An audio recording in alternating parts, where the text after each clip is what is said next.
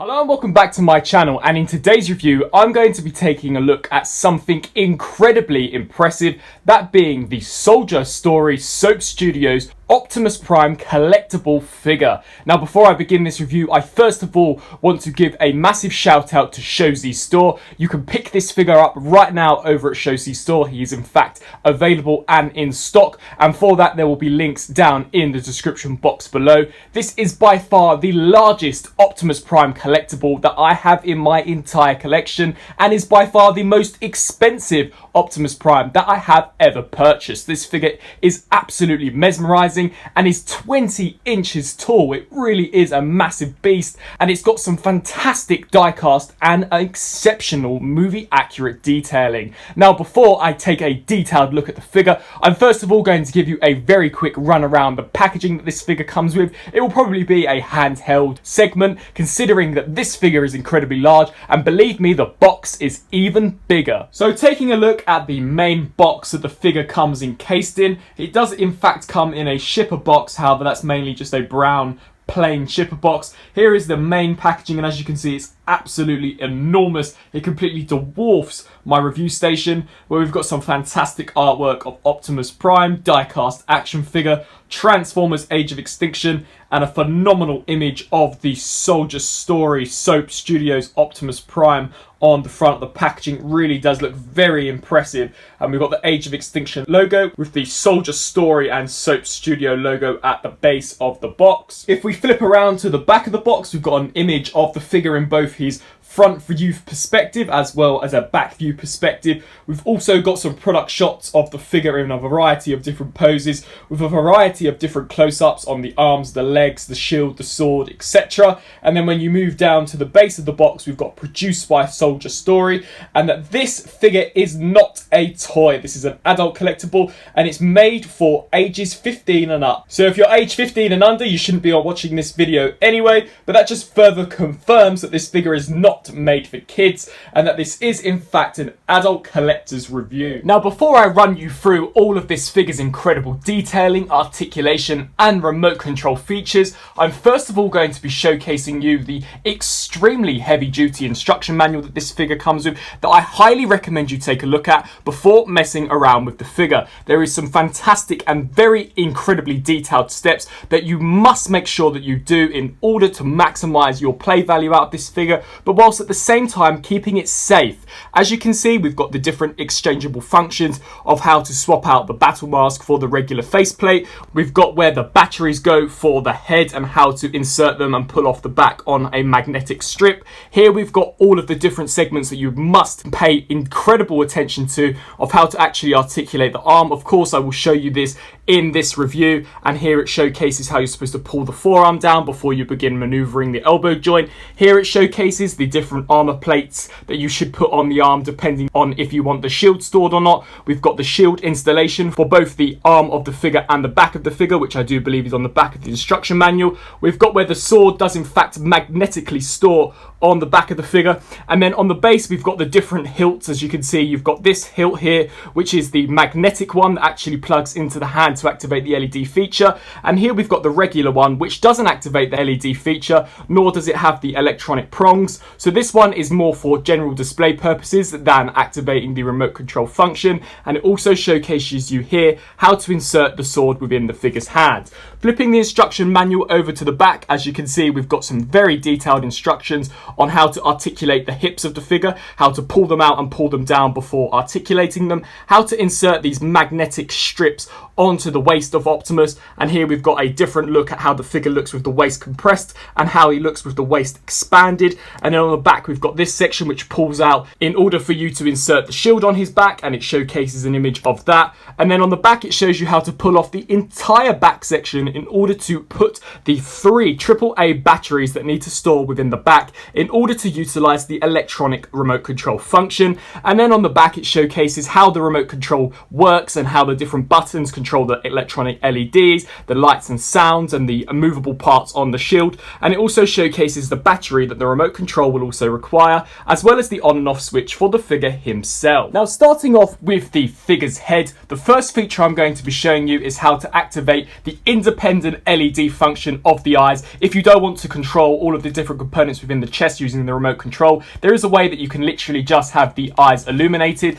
And in order to do this, you have to obviously install the batteries that I showcased on the instruction manual. And to do this, there is a magnetic section at the back which you simply will have to remove, and it is rather tightly snugged in there on a magnet joint and on a port. So just removing that just like so, we'll show you this section here, which you have to unscrew and insert the incredibly small batteries in, and just realigning that and snapping that into place. There is a massive button on the back, much like the 3A version, that when you click it in, it will in fact activate the LED function. So just spinning that round once again, I'll showcase that off from a front perspective. Pushing this here will illuminate Optimus's eyes, and there is a magnificent, very powerful set of LED lights in there which really illuminate them incredibly well, and that looks absolutely incredible. And when you have this activated, as well as all the electronics when we're in the remote control mode, the lights are even brighter than they are now. In order to turn them off, you simply just push that button once again and they will click off very, very easily.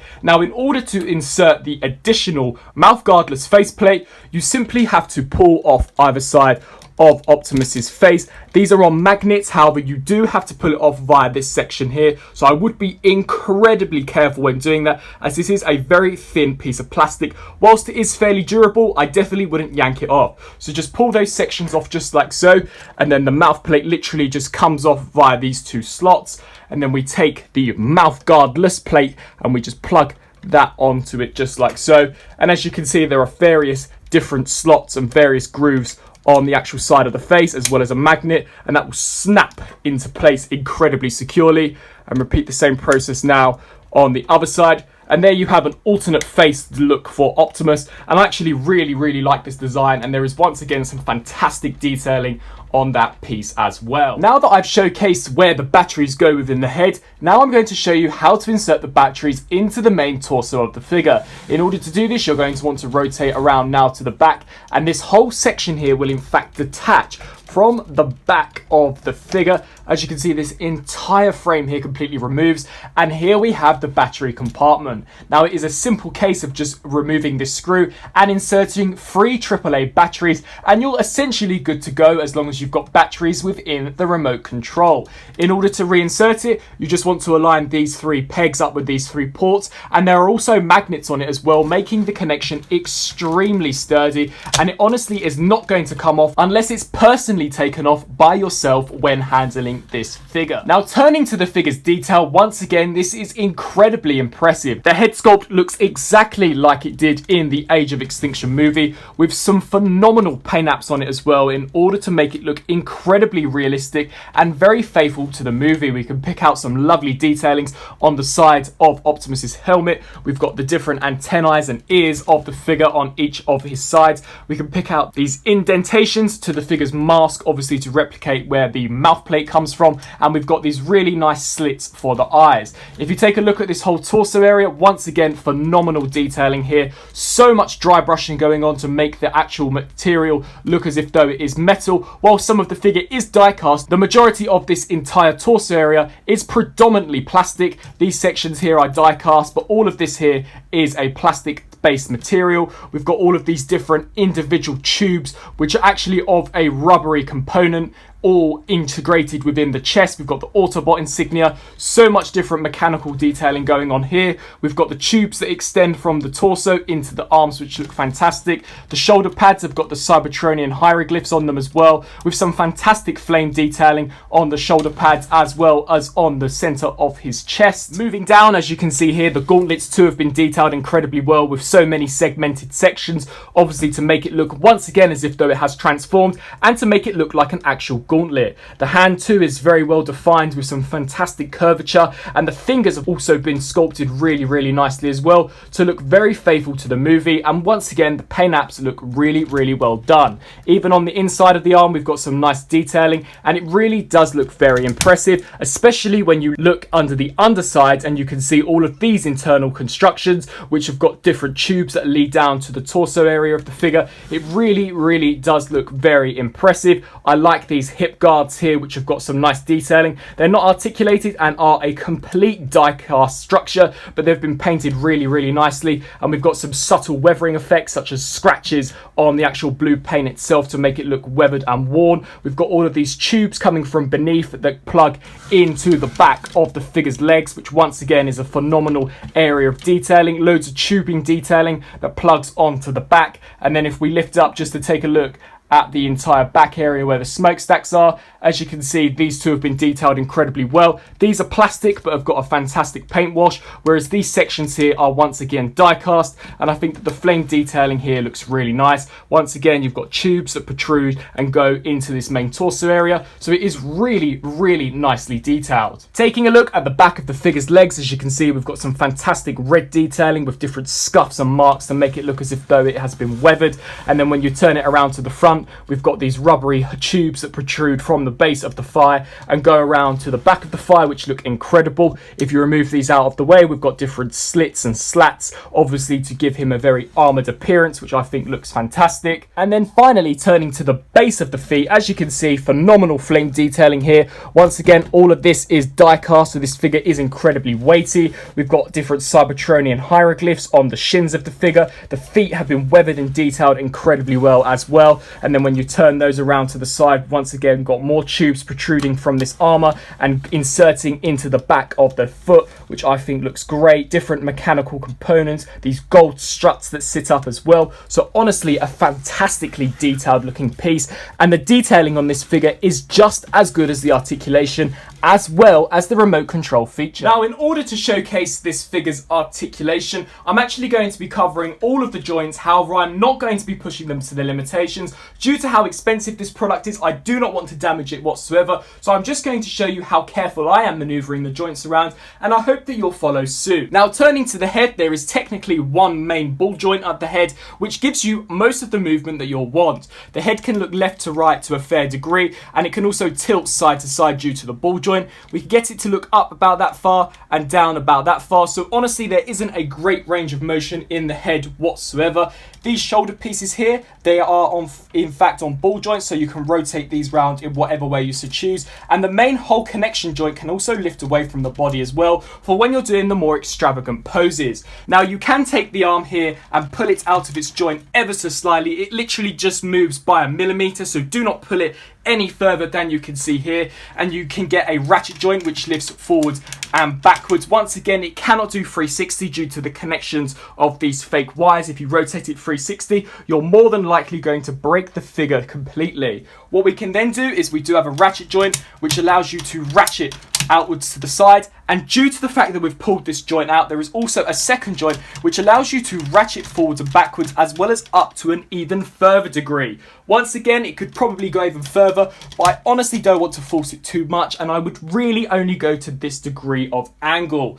There is also a rotation joint just below the bicep which can rotate left and right. Once again, I would not do 360 as the tube is in fact connected to this piece, and you're more than likely going to completely tear it out of its joint.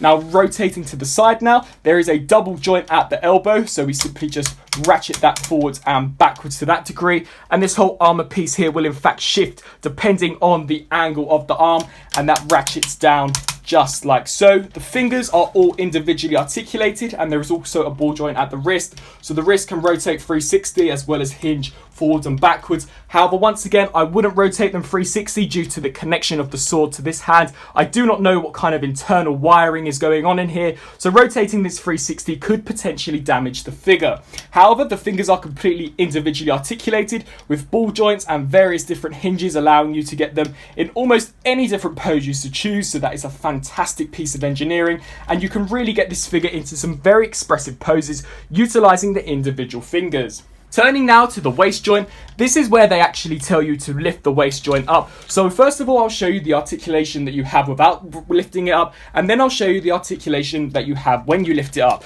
So as you can see, you can tilt it left to right ever so slightly. However, you really don't get that much of movement. However, if you take it and lift it up all the way just like so, you do in fact get a slightly greater range of motion, allowing you to ratchet the ab crunch back that far and then allowing it to crunch forwards that far. It can tilt side to side now, as well as rotate left and right. And then to compress it, you simply take this section and just shift it down just like so, and it will lock very firmly into place. Now turning now to this whole midsection of the figure, these pieces here are not on joints that can lift forwards and backwards. They are on magnet joints, so merely rotate side to side. However, if you're utilizing the leg joints, I recommend compressing them. These are die cast pieces, so they're more than likely going to pop off, and you really don't want to scratch the really nice paint finish on them. Now, in order to utilize the legs, there is in fact a joint in there that, as you can see, it does in fact appear that you can shift it down. However, it is incredibly tight on my figure, and just due to how expensive it is, I'm honestly not going to force it. So I'm just going to show you the articulation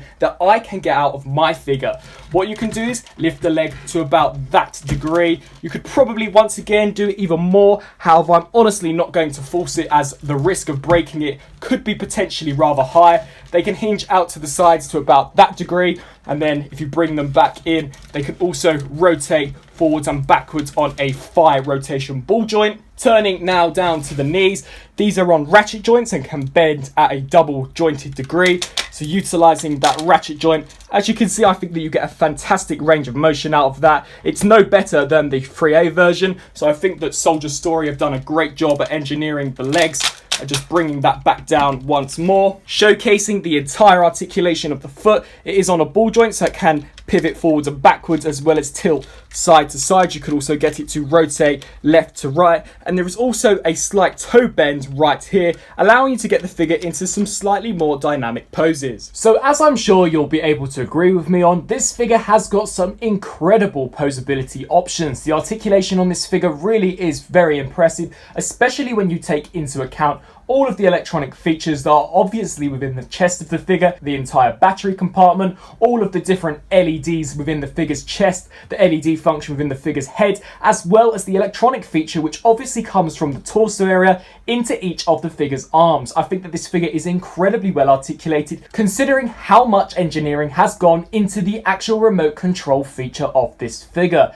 As stated, not all of the joints that I showed today have been tested to their 100% max, as I honestly do not want to risk breaking this figure. As I stated, this is an incredibly expensive piece, and risking breaking it just by moving the joints too far is just not a risk I'm willing to take. I would definitely take a lot of caution when first handling this figure in order to really get to know all of the different limitations that this figure does in fact have.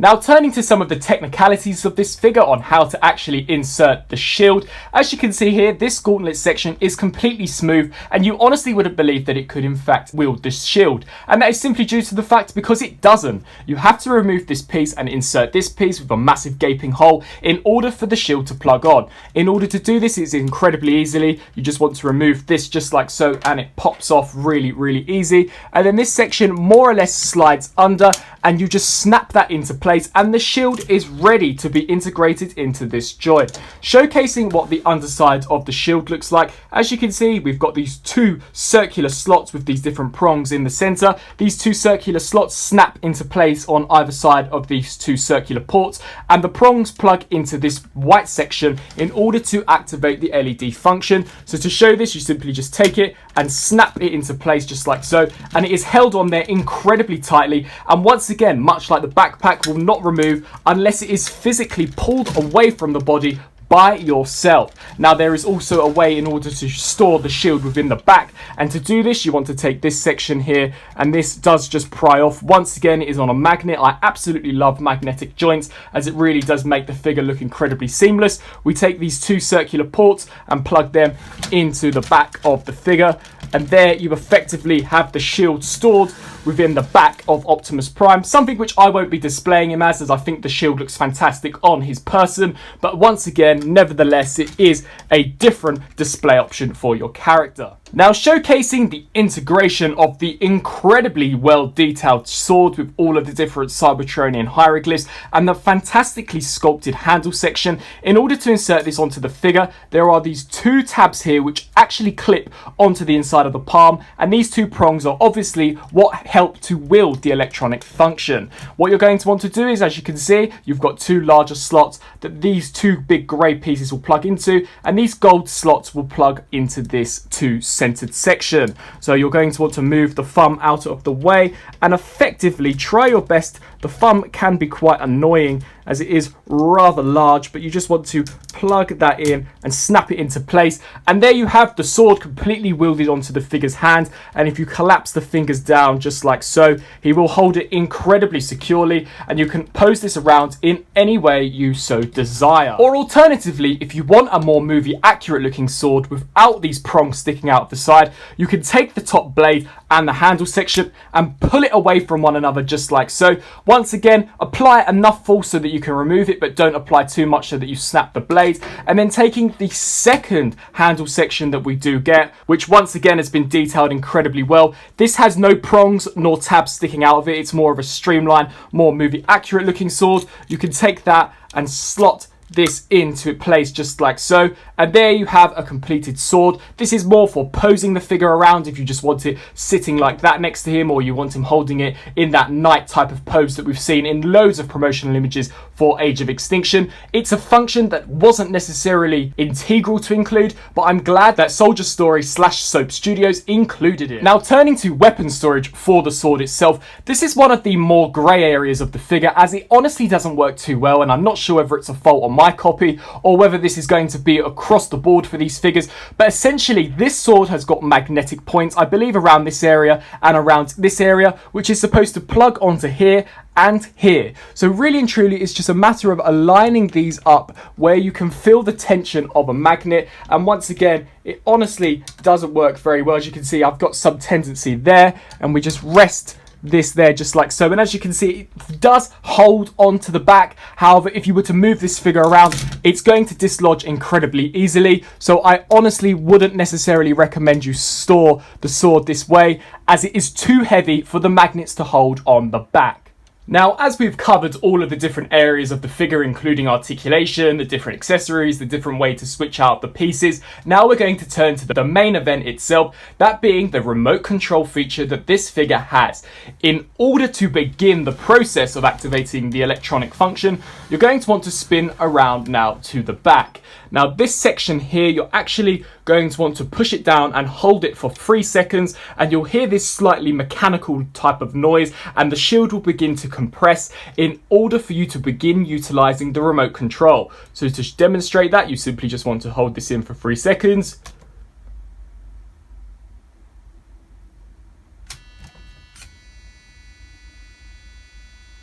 And once that mechanical sound has finished making its noise, we can then spin the figure around, and he is now ready for us to utilize the remote control. Now bringing the remote control in for a closer look, here it is here, and it actually looks fantastic. It is of course designed in the Autobot insignia and has a fantastic reflective material to it as well, in order for it to look incredibly premium. Now the instructions state that there are in fact 3 different buttons on this, and they've all got their own independent names. So this button here is button A, this button here is button B, and this button here is button C. Now they all have their own individual functions. Button A is there to activate the electronic feature of where you can expand the shield and light up the sword. This button here is used in order to turn the lights on the chest and the head on, and this button here is used to turn them off. Now if you hold this button in, you get 2 phrases for Optimus, and if you hold this button in, you also get a different 2 set of phrases.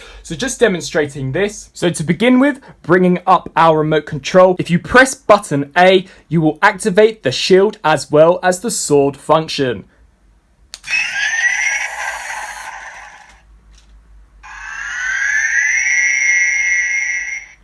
So as you can see, the whole shield expands and the barrel of the cannon comes down with a fantastic sound effect. We also get the end of the sword illuminate an orange colour, and this travels all the way up towards the end of the blade. Just turning off my lights right now, here you'll be able to see the LED feature in a much greater effect. As you can see, I think that the overall appearance of the sword looks absolutely fantastic, and it really does look very illuminated, and if though it has been slicing up Decepticons.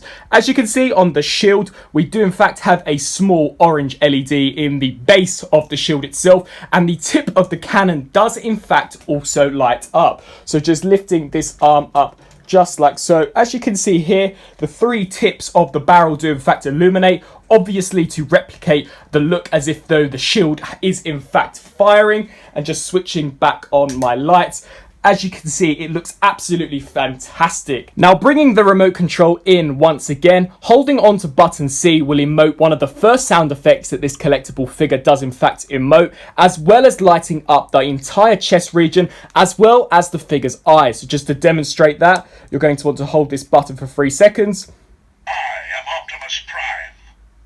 And there he states his name. He is of course Optimus Prime, and we get 3 sets of LED lights. 1 lot in this side, 1 lot on the right side, and then 1 lot right in the center of the chest. Now just turning off my lights once again, as you can see, the entire chest is illuminated, as well as the shield and the sword, and the head also illuminates as well. Now flicking my lights back on now, if you recall earlier on, I did in fact state that you could utilize the LED function on the figure's head to further illuminate the eyes, making them incredibly piercing, and I'll demonstrate that once again with the lights off. So just switching them off and coming to the back of the figure's head. If I push this button, as you can see, the LED lights in the eyes really glow incredibly well, and they do look really, really bright, and are a lot brighter than if you just have the standard function. So switching the lights on once again, as you can see, the eyes are incredibly piercing, and the chest is incredibly well illuminated. Now, if you want to hear the second lot of phrases that the figure does in fact state, you want to hold this button in once again, and you will get a different sound effect. Autobots, transform and roll out. So you'll get Autobots transform and roll out. And then if we utilize button B and hold it in, we'll get a different set of sound effects, and the LED functions in the sword, the shield and the chest will also turn off. So just holding that in for 3 seconds. This is Optimus Prime. Do you read me? We get "This is Optimus Prime, do you read me?" and all of the LED functions switch off besides the head, because I've already engaged the independent LED function. If we press it once again, we'll get a different sound effect. We cannot win this war without your help. Please heed my call. And they are the 4 different sound effects that the figure actually says, utilizing phrases that were actually performed by Peter Cullen. Now there is also a second lot of functions that button B and C have, and in order to demonstrate them, I'll have to push button C in order to activate the LED functions. I am Optimus Prime.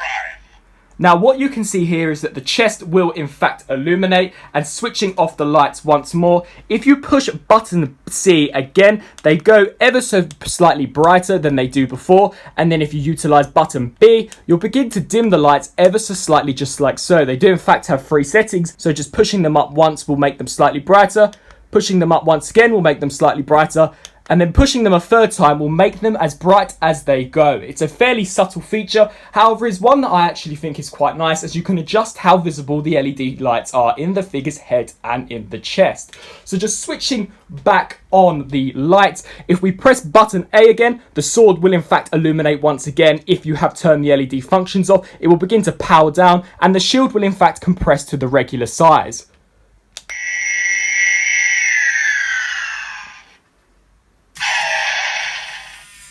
And that is essentially the entire electronic features of this figure. I actually think that this is an incredibly impressive piece, and the whole idea of having the shield expand is something that no other collectible company has as of yet created. I think Soldier Story have done an absolute incredible job of replicating that feature, as it is something that we do see Optimus Prime utilize within the movie. We constantly see the shield in a more compressed format, and we consistently see it in a more elongated format, obviously to replicate when he is using it to fire at the Decepticons. Now, to show one more time the electronic feature of the shield expanding, I'm going to be pressing button A, but as you can see, the LED function in the head is ever so slightly dimmer than it was before, and that is because I've turned off the button on the head. Now, as you can see, these are just the lights that are within the core figure's body, so the independent LED function here is not on whatsoever, but that is the light that you get for the eyes if you choose to disengage the main LED function in the head. Now, demonstrating the sound effects feature once more, you'll see now, because I've got the head switched off and we're relying independently on the chest lights,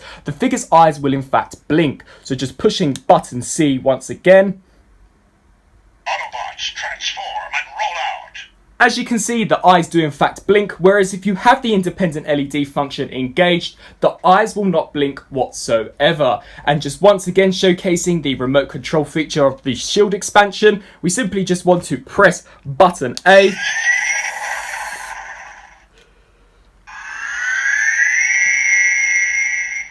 And the shield will expand, as well as an illuminated sword. This is a fantastic feature and is honestly something that never ever gets old.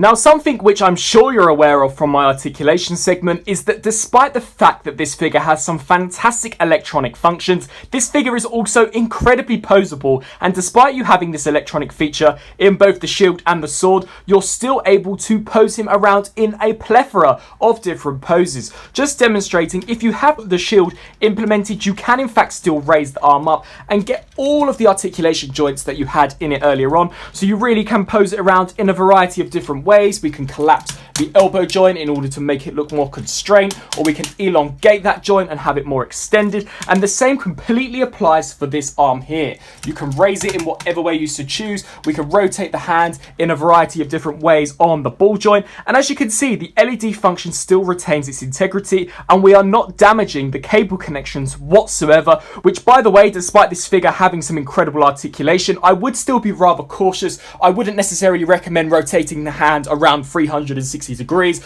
nor this arm here, as obviously you don't want to break the connection, but a reasonable adult collector will of course know the limitations of this and will of course be gentle enough to know how far to push the specific joints.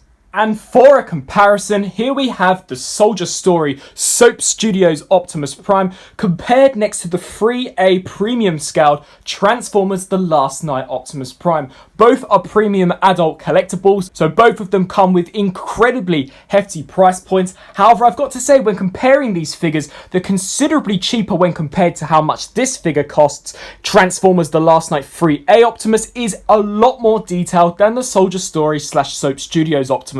Now, don't get me wrong, the Soap Studios Optimus completely appeals to me in terms of an engineering aspect. It's got a fantastic remote control feature, which I don't believe any premium scale Transformers product has. It definitely has an incredible shelf presence. It's massive. As you can see, it's a lot bigger when compared next to the 3A Premium Optimus, which once again is a massive figure in itself. So to have these two side by side, they really are incredibly hefty pieces. This figure here has got loads of die-cast pieces in it as well as plastic, whereas this version is predominantly plastic. So I guess in a way, the price point of this being a lot more expensive than this does begin to add up. You've got loads of electronic LED functions in this figure, a remote control feature, a remote control expandable shield that lights up as well. We've also got sound effects with this figure. We've got incredible articulation, some fantastic detailing and die-cast pieces, whereas this version more or less just has some fantastic engineering, fantastic paint and sculpt work,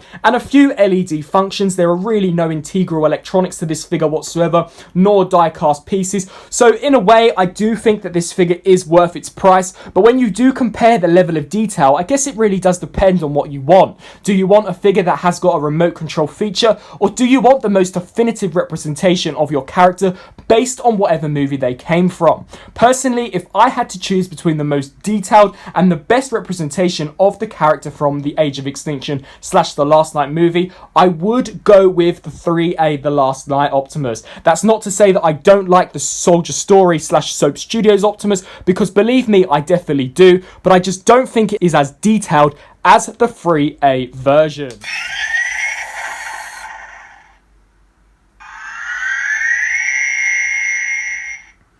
So that was my incredibly detailed review on the brand new premium scale collectible Soldier Story Soap Studios Transformers Age of Extinction Optimus Prime die-cast figure. There was an incredible amount of coverage that I had to do within this review, so I really do hope that this video was informative and that I showed every single function that this figure has, as well as the incredible detailing and articulation. If you haven't guessed by this review, I do actually think that this is an absolute incredible piece. This is by far a showstopper in any collector's collection, but it will only appeal to those die-hard Transformers fans or collectors of premium scale figures. This is an amazing figure, and if you are in the market for picking this figure up, then I definitely recommend that you check out Shozy's store, and for that there will be links down in the description box below where you can purchase this figure as the wide range of other collectibles that Shozy's store has listed on their website. This figure is phenomenal. I really enjoyed reviewing this. It is a fantastic piece and will be by far one of the holy grails in my collection. This is just absolutely massive, but where I have got to talk about is the price point. This figure ranges anywhere between $650 to over $1,000 / Great British pounds, so really is a very expensive figure that will only appeal to a very small portion of collectors. If you have any questions regarding this product, then feel free to let me know down in the comment section below, and I'll try my best to answer them all in as much detail as possible. I hope that this review was informative to you, and if it was, be sure to let me know down in the comment section below. Don't forget to give this video a thumbs up as well as subscribe and hit that bell notification so that you get notified every time I upload a new review. Thanks for watching.